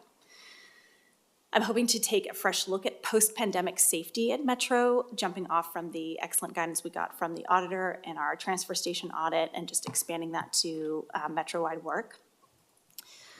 We have to continue to strengthen our IT capacity and safeguard our technology, including setting aside funding to procure and implement a new enterprise resource planning or ERP system. We must continue to support venue and tourism recovery, as well as contribute to the repair of the reputational damage our region has experienced. We need to continue to invest in DEI capacity and best practices, both people and training specific to creating racially just institutions and programs, not just that interpersonal work that has been the focus of a lot of DEI efforts across the nation. We will likely seek new investments to support implementation of the strategic targets, including data collection, analysis, and hopefully more automated performance management systems. I'll be seeking innovative ways to align cross-departmentally. So for example, bringing the expertise that we have in parks and nature and housing to the 2040 refresh that will kick off next year. The implementation of the planning of the strategic targets should also increase opportunities to collaborate across departments. And as that work progresses, I plan to focus on ways to accelerate and advance that work. Another example is an idea I've been kicking around and shared with a few of you for a topographical study to help us identify, protect, and expand natural cooling corridors around the region. This is something that is beyond the tree canopy. Cities like Stuttgart and Singapore use natural wind patterns and topography of their region to promote cooling and airflow without the use of air conditioning. And with our mountains and abundant water, I think it's worth exploring that concept here and incorporating those findings into our planning efforts. Turning to a few things that some might find less exciting but are still important, I want to look for opportunities. Brian was mentioning to restore general funds to departments that took pandemic cuts. We've slowly been moving in that direction, but I think there's more work to be done. I hope to be able to maintain our competitive total compensation while balancing the needs of our venues and enterprise functions to maintain reasonable costs and fees. And it's also going to be important to continue focusing on employee engagement and experience. A promising trend is that our most recent engagement study saw increased engagement across all race and ethnicity groups at Metro. Alternatively, we did see decreased engagement for non-binary gender, genderqueer, or third gender employees, and we also see that overall experience varies greatly based on the location or department where an employee works. Data continues to show that, this is a little counterintuitive, that on-site employees are less engaged than those working remotely or in hybrid fashion. So we're still trying to crack that nut. What is it about coming into the office that makes you feel less connected? We definitely want to respond to that. I think we're also seeing that with variable hour employees. So all of this reinforces the need to deploy targeted strategies to respond to the unique trends that we see across the agency. And lastly, I endeavor to have strong central HR, communications, finance, IT, and capital asset planning infrastructure that smooths the path for departments to deliver on their service missions, understanding that there are important trade-offs that must be considered when we're balancing administrative capacity and direct services. For example, when I got to Metro, our HR capacity was at the point that things were breaking, causing more work and costs for everyone. And it's also possible to go the opposite way, being too top-heavy at the expense of frontline work and programs. So I really believe that sweet spot is setting the capacity to manage our administrative work proactively and with excellence. So that's not an all-inclusive list, but those are things that are top of mind that I wanted to share with you and get your feedback on. Those are some of the big marbles in the jar, and I welcome discussion. Can we fill it in with sand? Okay, back to you, Brian. Did you have more? Nope, that concludes our presentation. Okay. We had a couple discussion questions. We'll just flip it back and forth until it lands somewhere. Counselors, any questions for Brian or for Melissa? Counselor Nolan, I saw raise her hand, and then we'll go back to the virtual. Go ahead. Perhaps it just is a given, but I didn't see on your priorities reducing the homeless population in the region. And I think we ought to be explicit about that. That is a major expenditure of Metro and a priority for constituents around the region. In that vein, I continue to be interested in continuing our capacity and bringing our county partners along with a consolidated, anonymized database that can be used to direct evidence-based practices around the region. And investing in it is a priority for the budget for me for this coming year. I understand it's not just a matter of putting a dollar amount in a budget, that there are relationship issues and contractual issues, but it remains a priority of mine. Thank you. Thanks. Counselor Gonzalez. Yeah, I just want to celebrate the mention and just kind of the highlighting of the budget equity tool and how, Metro continues to refine that effort. I just feel really proud of that work. So thank you to everyone, and also I acknowledge the refresh of the Sporetti as well that's happening right now under Sabrina's leadership, and I'm really hopeful that we're able to really galvanize this next chapter of the implementation there. A few kind of questions with WPEZ. I was a little bit surprised by revenues outpacing expenses that heavily over a 5-year period. So maybe a question for you, Brian, are there any kind of built-in assumptions around increases, or, what goes into that growing revenue? That's an excellent question, Councilor Gonzalez. One of the challenges in doing the 5-year forecast for WPEZ is that the revenues don't just appear. We set the fees that generate the revenue. So part of what we're doing is in the 5-year forecast, making assumptions about the level of increases that we would expect to see, consistent with the council's fee predictability approach, and then connecting that to the 5-year tonnage forecast.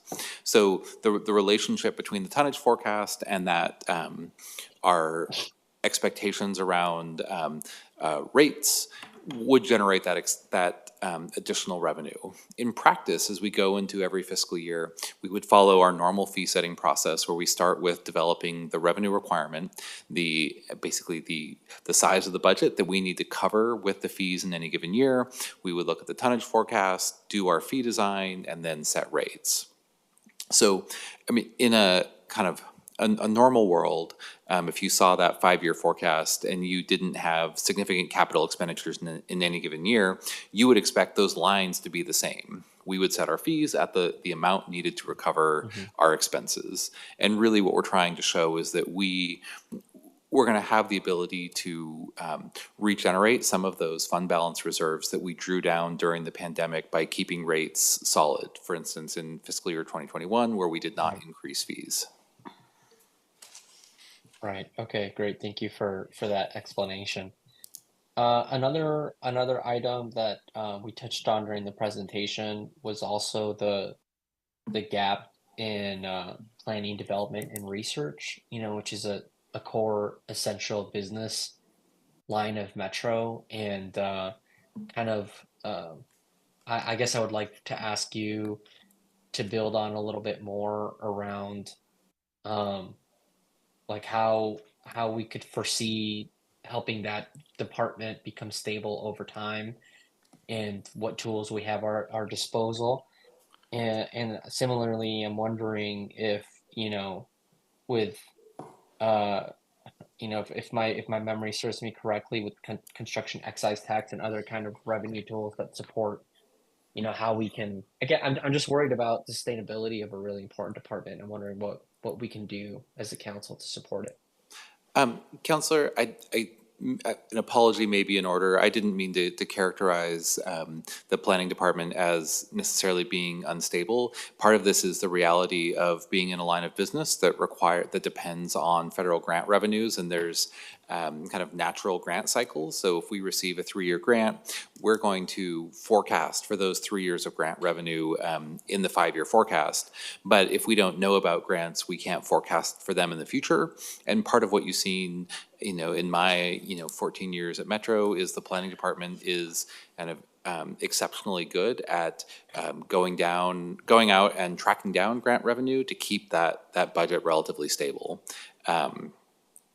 But it's also hard to predict exactly what that's going to look like in any 5-year window. We do recognize that there's a need for additional general fund support, and so the forecast does include some increase in that general fund support, but we know that there needs to be more to kind of create that baseline sustainability. So again, I think that the top line takeaway message for planning, development, and research is not to panic, but just that it's a kind of a continual work in progress in assembling those multiple different revenue streams in order to make sure they can get the work of the department done. All right, awesome, thanks. Yeah, last thing I'll share is, I think that Councilor Huang and I have come to the council a few times over the last year, sharing work on like internal climate strategy efforts as well that we can do in terms of regional policy. And so Marisa, I really appreciate that kind of rising to one of your bullet points as well. And the region is actively pursuing grant opportunities with different federal agencies as well that would allow us to coordinate regional work plan. So I think any kind of baseline investments that we can make in that is always a good down payment on our future. So I appreciate, Marisa, you showing that on your top budget priorities. That's it for now. Thanks for the time. Thanks. I guess if I could just interject on the planning budget, we have not had as a council a conversation of when we want to update 2070, and that takes several years of ramp up. And so I'm a little worried that we let this budget cycle go and we don't start to talk about a date when we'd like to be in a full-blown conversation with the community, and then reverse back to see if we actually need to start now, and what that would take and how that affects the budget. So I don't know how to have that. I don't want to have that conversation right now. But I just put a marker in that, when do we feel like the region will be ready and have the capacity to do an update, and how do we get to that scope, right? It's going to take several years to figure out what the scope of an update would look like and get consensus on that, and then going into a planning process. So it's a significant one because we have talked in the past about resiliency, wildfires, AI, the fact that we no longer talk about sustainability, we talk about resiliency, the fact that we are in a housing crisis, like all of these things combined. This is a much more, well, it was complex and controversial last time. This would be, I think, less controversial on the things that are new and really, really difficult. But I don't think that, I don't know. If we don't have an idea of when we're going to start that conversation, we could be hurting ourselves if we don't figure that out. So just to clarify this, what you're talking about is not a refresh of the 2040 vision, but a new vision for 2070? So Well, we'd have to have a conversation as a council. I think the basic underlying foundation of 2040, nobody wants to go change that because that means revisiting all of our land uses. And then that means zoning and code changes, and like, that's a big deal. I have not heard that the region say we're completely broke. But there were things that we didn't have taken into account that we need to take into account for a 50-year plan. Even parks was left out, right? So what does that look like? What is the scope? I think it's gonna take 2 years just to get to a scope of conversation. I'm seeing nodding heads. But I have no idea what that scope would look like at this point. I don't know what we need to get to a scope. I don't know when the region's gonna be ready. And all of the racial equity work. And Johannes's work around the fact that our 2040 growth concept has, all I've got in my head is purple blobs and pink blobs, town centers and regional centers. But we don't have the multicultural centers that we have been putting money in to develop that are around 82nd and other places. So these are the concepts that have come across over the last 20 to 30 years that we would need to figure out what we're including and what we're not including. In the longer term. In the 2-year buildup to an actual planning process, what's in that scope? What do we want to include in that? What's the level of interest? What are people willing to take on? What's the capacity? Because all of the cities and counties are going to also need ramp-up time. All of the community-based organizations are going to need ramp-up time. I mean, it's a big undertaking, and I see our window starting to close to get ready for that. Right. Councilor Rosenthal, Lewis, and Huang. Thank you, Madam President. First of all, I want to concur that I think the 2040 plan needs a great deal of updating because I think things have changed and that conversation is going to take some time. So I think that that's something we need to address. I think there's a lot of issues around community centers, transportation, connectivity, and we have a very different region than we had 10 years ago. But anyway, one question I came up on the DEI, and I guess I want to question, there was a subline that indicated a review of system programs, and I just want to pursue that. I don't want to pursue that here, but maybe I'd like to get a little bit more update on exactly how granular that gets to be. So that's something. But the big issue that I noticed is, and this is on the, Marissa presented, it said, continue to pursue our strategic initiatives. I think that requires a little bit more elucidation, like a listing. Each department is going to have strategic initiatives. Councilor Nolan noted, well, I hope, getting rid of homelessness, but I'm assuming that's one of our strategic initiatives. Yes, and so I think we need, I would like to see more detail by department as to what those strategic initiatives are. Refreshing the 2040 as a planning, refreshing or replacing the 2040 plan as a strategic initiative. Getting rid of homelessness, providing sufficient support for shelters is another strategic initiative. Perfecting our DEI process is a strategic initiative. So I think the devil is in the details there. absolutely. And if I misspoke, I apologize. Part of what I'm referencing there is the council is going to be setting strategic targets in the areas of housing, the environment, and the economy. And once those targets are set, departments will go through a process of figuring out how they individually can contribute to those goals. And we'll also figure out how collectively we can contribute to those strategic goals. Yeah, some of them I think we already have, and we have a fairly clear idea. For example, That's right. We have a strategic target when it comes to Willamette Cove. That's been set for a number of years. So I think my point is that that's a good list, but that one particular element is going to need a lot more fleshing out. Yes, and I think we definitely have a work plan for council to get to that. Yeah.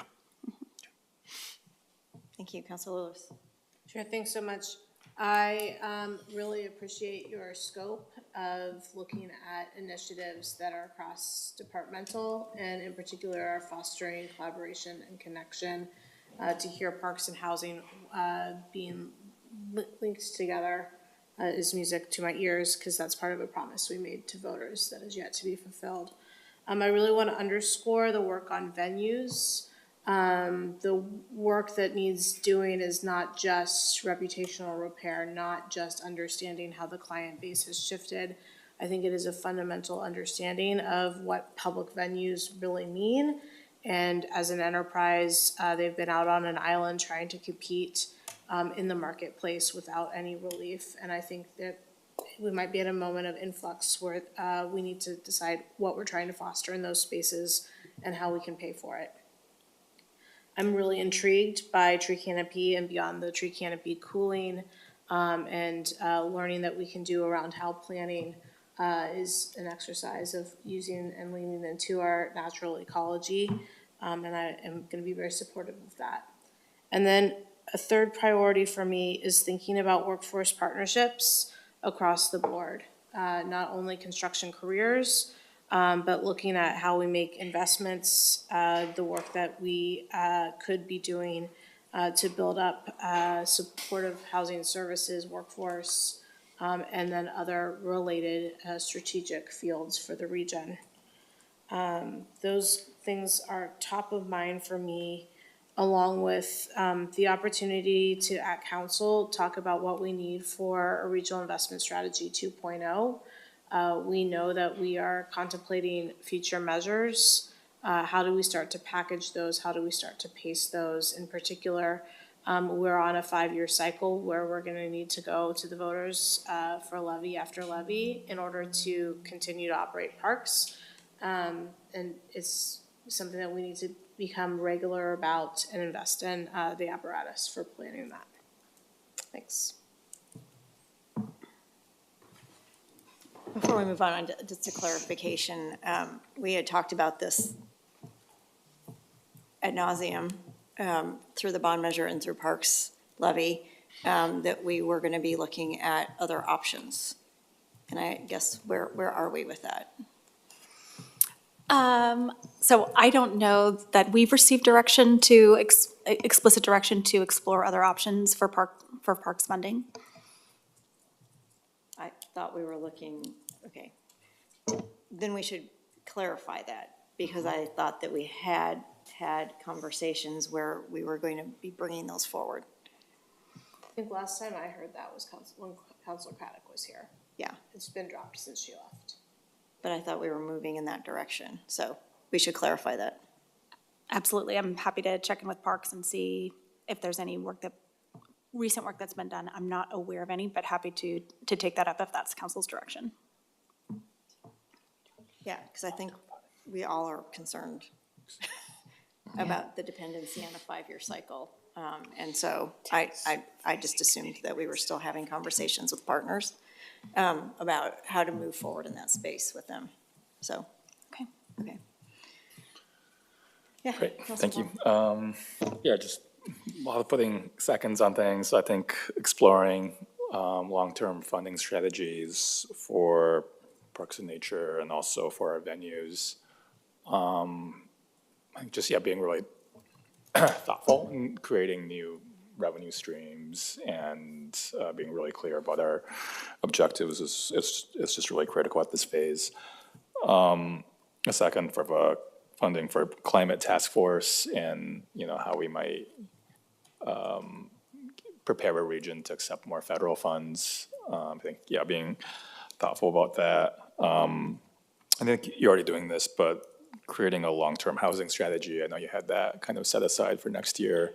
So a lot of kind of these like long-term planning pieces that will help build sustainability in our agency. And then finally, I'm not sure quite what it looks like yet, but making sure there's some consideration of our social innovation work and kind of creating public-private partnerships. We heard about community centers and downtown office conversion and things like that. So I don't know that there needs to be more funding, but just like how do we prepare the resources that we do have to, work in partnership with private funders or other public entities to maximize their impact. So just, how do we prepare our grant programs and things like that for greater collaboration? But otherwise, looks great. Love the cooling corridors concept as well. Thanks. Before we go back for another round, I guess I just wanted to kind of dig into the venues as well. We have some upcoming decisions that we're going to be making. And I think there's some financial opportunities there that I would like to see as we move through the budgeting process. If we look at the date that we would be making a decision on moving forward with the sports center and how that drives business back to the convention center or not, and how that plays out then with financing going forward. I know there's a lot of variables in there to play with, but it would be nice to know that, and then I would also want to have a bigger discussion about if the governor has just made a proposal, and we'll know more later, about funding more in terms of culture, performance. What planning grant could we go after, with what scope, to deal with the fact that we know we have a downturn in 2025, 26? What planning grant could we go after to basically create our own opportunities and start planning our own events to bring community in and then get that funded through the state so that we can have some sort of bridge between moving things from Expo.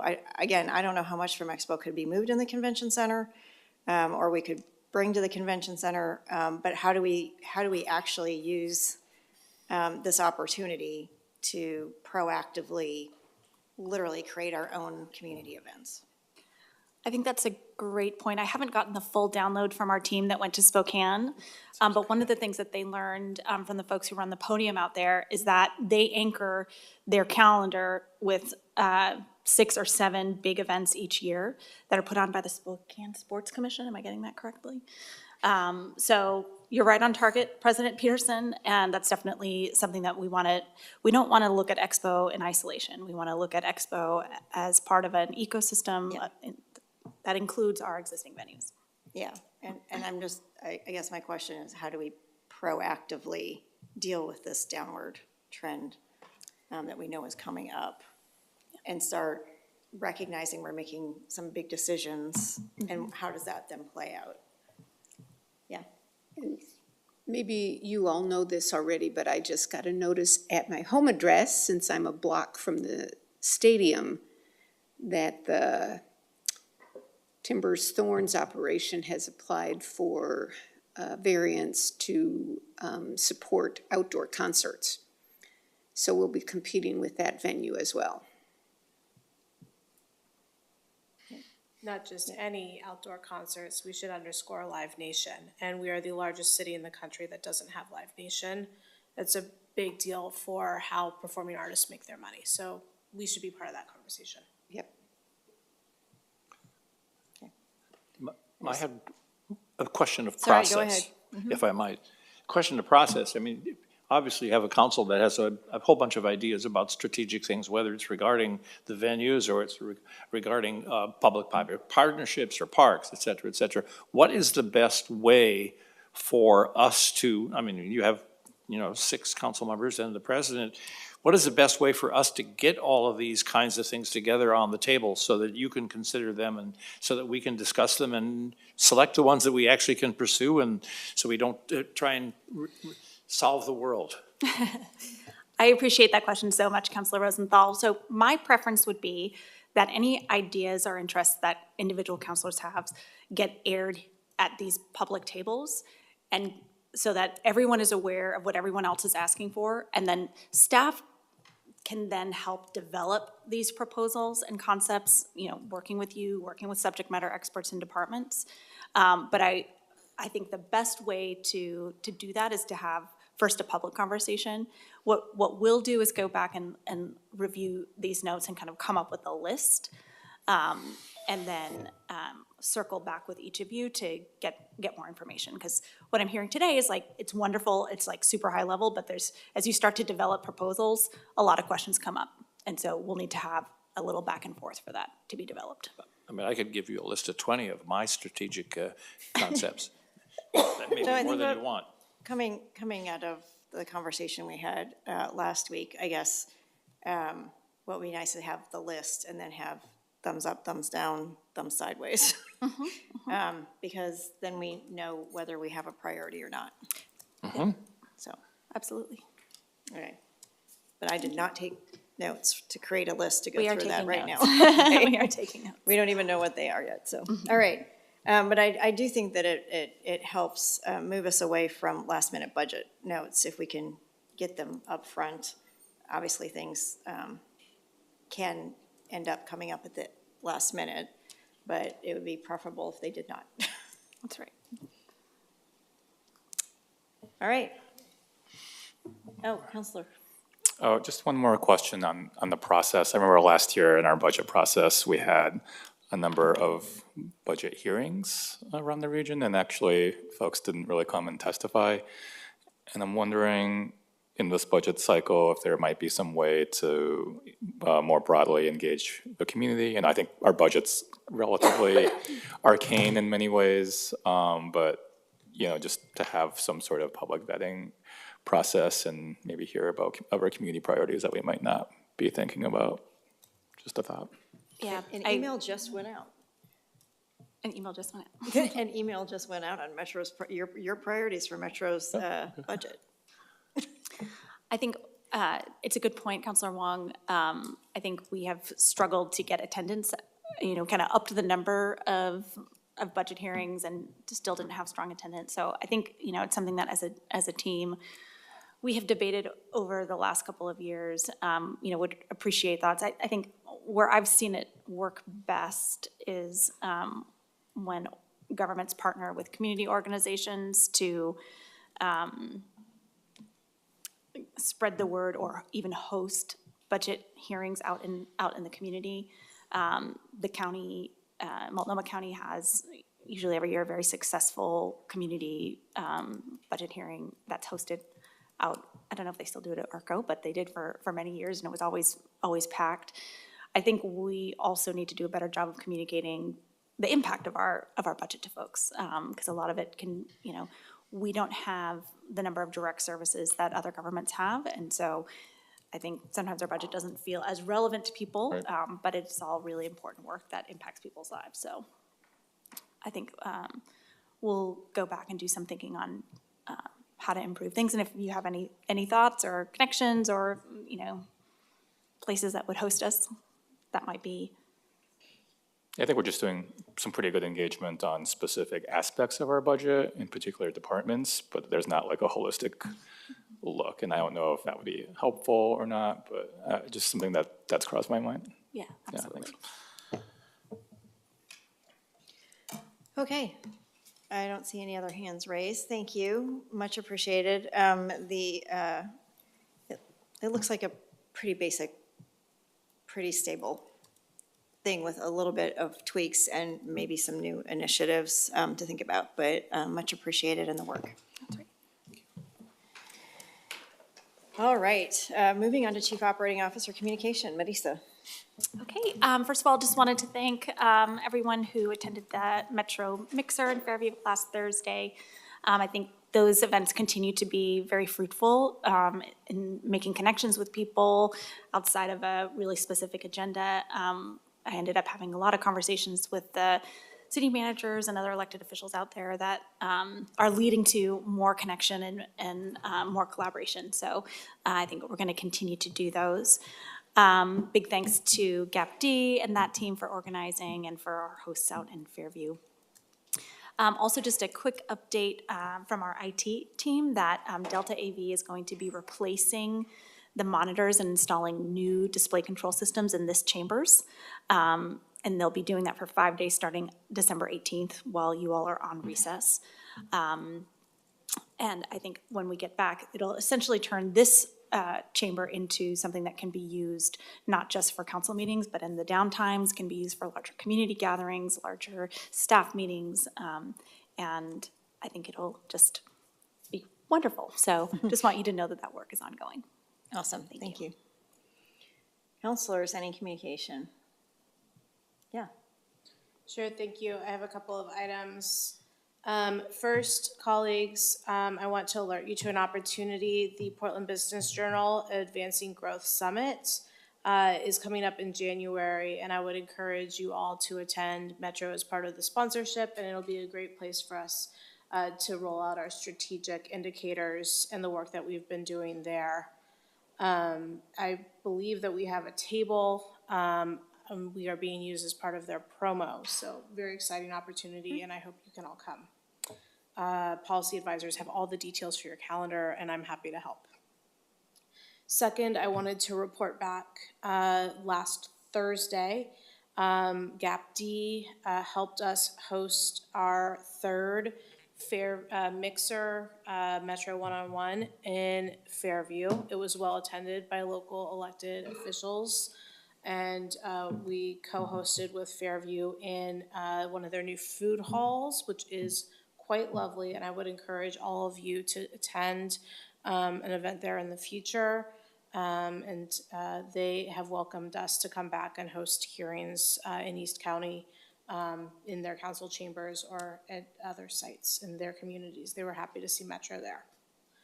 I attended the governor's Clackamas County listening tour. You know, she's going to all 36 counties, and I was lucky to get to sit down with her for lunch on her Clackamas Day last week. We discussed, of all things, housing, tolling, and a number of other items. And then finally, yesterday, we had this second task force meeting for WPEZ fee. Councilor Nolan, I don't know if. Go ahead. Okay. It was, again, well attended. We only had like 8 minutes at the end for Q&A because we got just such a dump of information about how our, basically how our inputs and fiscal work within WPEZ. A lot of good questions. I will say coming out of it, there were 2 items that we kind of put a pin in for future discussion. One is our status as a transfer station of last resort, some contention there from the public operators. And then we also had a couple of questions that illustrated that we need to go into more around reserves and capital costs as they're built into our operating funds. Councilor Nolan, anything else as a major takeaway? No, but you've alluded to this. We have nearly completed the common understanding phase of a task force, and we are transitioning next month into the debating philosophy and calculations of rates. So we've done a good job. Staff has been very helpful in laying the groundwork for a common understanding. Yeah, I would agree. And then finally, colleagues, we all have this email that gets lost, right? Because we have a million emails. But GAPD has sent us an email around CryptFix, Santa Claus, Salmon Claus, whatever it is. It's about the holiday. And CryptFix. Bah humbug. Yeah, bah humbug. I love the holidays, but bah humbug. But the CryptFix worked to make sure that the folks who live in the in lieu of village sites have holiday gear, including kids' coats and some fun toys. And please don't let that get lost in your email. I think it's important we participate. Thank you. Thank you. Councilor Nolan. Councilor Lewis did mine on the WPEZ task force, so all right. We're good. I just wanted to take a second and just call your attention to the fact that the Biden administration put out $8.2 billion in new grants for high-speed rail and pipeline projects nationwide. And the high-speed rail project in Washington State to connect Vancouver, BC to Portland got a very small grant. It's not what they were expecting. But it was essentially to help improve the scoping process so that they could go and get the next tranche of money. So while nothing is promised, all of the capital construction was funded first and very small planning grants, and then the next tranche will be for the major planning grants.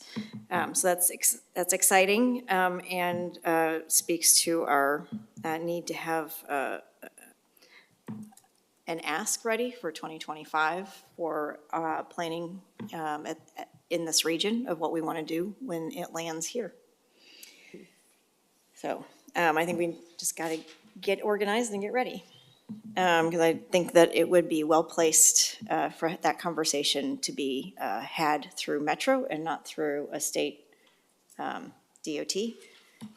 Or at a city level, because we don't know where it could land. There's a whole huge conversation to have about where it could land and how it could land, and what do we want to accomplish with that. So I think it would be better suited here, since we do EIS work really well and transit work really well. So agreed with that.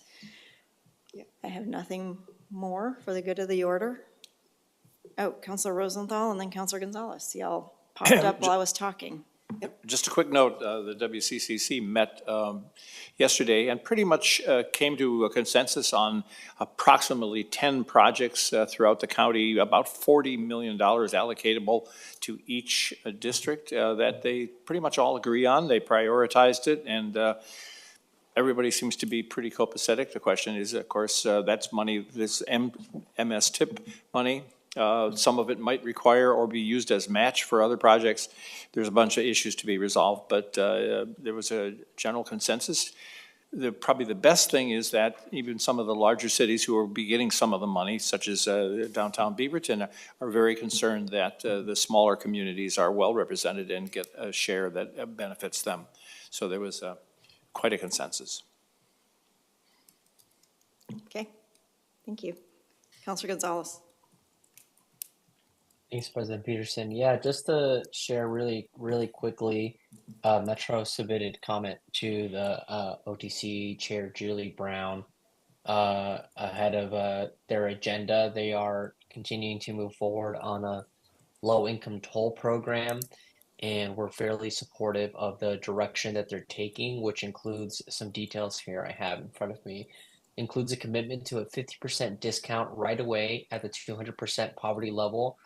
And there's a further commitment to study expanding the discount up to 400% of the federal poverty level. There's just a really, I think it's great that it's one of the few items that we've really pressed them on, and there's some progress, and we just wanted to let them know that we appreciate their progress on that. In addition to that, last week, Washington County and Hillsborough reopened some of their reopened 75 shelter pods, which are ran by Open Door. And it was quite an occasion. Governor Kotek came and spoke at that event. And, Metro obviously had an opportunity to share some remarks as well. But really, really great work happening all over the region that we should be really. Great, thanks. Anything else for the good of the order? Seeing none, we are adjourned. The next council regular meeting is scheduled for Thursday, December 14th at 10:30 a.m. Thank you, everybody.